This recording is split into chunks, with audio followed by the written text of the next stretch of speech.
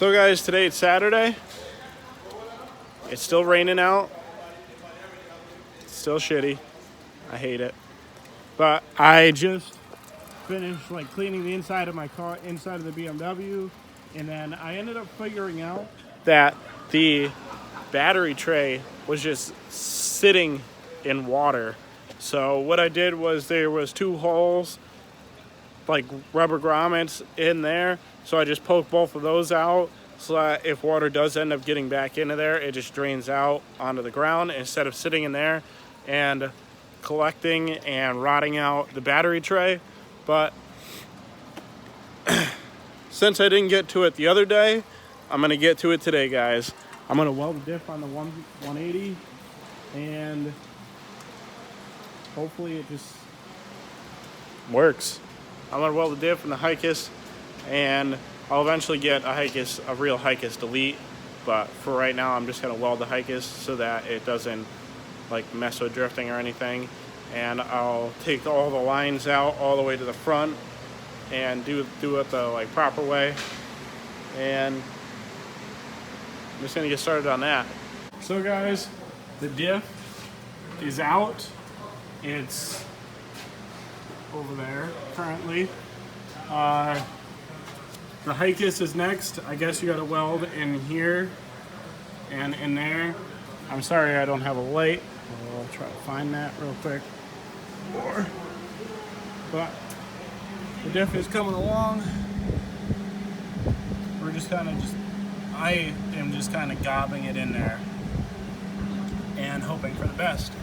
Hope it doesn't ever come apart. Shouldn't, because I'm just filling all the hole and it's going okay. So I'm gonna keep doing that. I'll get over to the Hikis in a minute and then do that, and then I'll have no Hikis and a welded diff. So let's keep going. All right, guys. So the diff is back in. It's basically all back together. Diff's in. I think it's leaking right there on that one a little bit, but we'll figure that out later. All the Hikis is welded, all in. I put the boots back on and everything. The exhaust is going on now. I got to tighten up a couple more bolts there. Put these ones back on. Find a nut because it was on my little tray there, and now it's not, and it goes right there on that one. But it's almost all back in, and it's about ready to go slide. So I'm gonna finish this up, wash my hands, put away my tools, shut down the shop because I'm the only one here, and then I'm gonna take it for a little spin, see how well she slides and see how well she goes.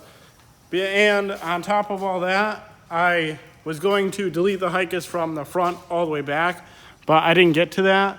But when I put it down, I'll show you what my new air filter looks like, because we found one in the bucket back there, and we had to jimmy rig it to fit it, but it's on there. It looks sick, and I think it added 20 horsepower. So let's see what it is.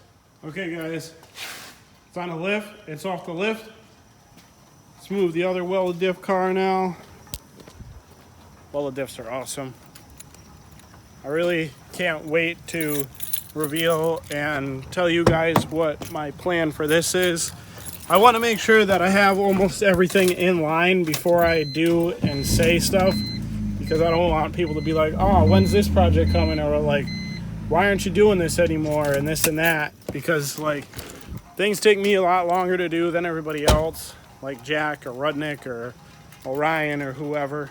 But I can't wait for that project. That's going to be so sick. But first, this thing was up, and I got rid of this stuff, which means there's an air filter in here now. This thing adds 20 horsepower, but as you can see down there, we had to rig it so that it would stay on here and work. So that's on there. And I was fooling around with all these lines earlier, and I was like, I don't know if I need any of these, so I started pulling on them. And then I found out that one of them goes down to here to the blow-off valve, so I was like, oh, I should probably put that back on so that I can regulate my boost pressure, because we run all the boost So I'm gonna shut the hood on this, take it out, see how it goes.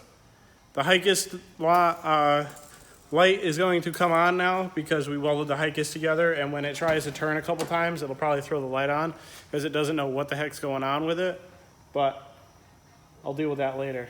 I can't wait to see how this thing rips. So I'm gonna go take her for a spin. So guys, it drifts. It just doesn't drift well yet. It needs 1 more power and 2 different tires in the back because these ones just love to grip, which is not okay with me right now. I'm actually gas station filling up because I looked down and I was on E and I was like, oh shit, you shouldn't be boosting on E. And that filter makes the turbo sound great. Like you can hear it clearly now. You hear the blow off, you hear the turbo, you hear back feeding if it back feeds. You just hear everything with it. So that's sick. I'm pumped that that worked and that I got that on there. Even if it's kind of half-assed for right now, but putting some gas in it. I'm gonna go back and I'm gonna try to drift it again because, you know, why not? And let's just hope that I don't break anything. So let's go ahead. So guys, there are the 2 cars. I couldn't really get any drifting because like I'm the only one at the shop and I can't hold the camera, drift, hold the e-brake, do everything to be able to drift and still film. I wish I had like a good mount to put on the car so that I could have just did that. But the thing is definitely underpowered. You can't even really drift in 2nd gear because it just bogs right out. So I have to do a bunch of stuff to make it so that it has like power in 2nd gear and be able to drift. So I'm gonna do that along with a bunch of other stuff. But if you like this video, definitely subscribe. I'm going home, maybe not home, but out, and I'll see you in the next one, guys.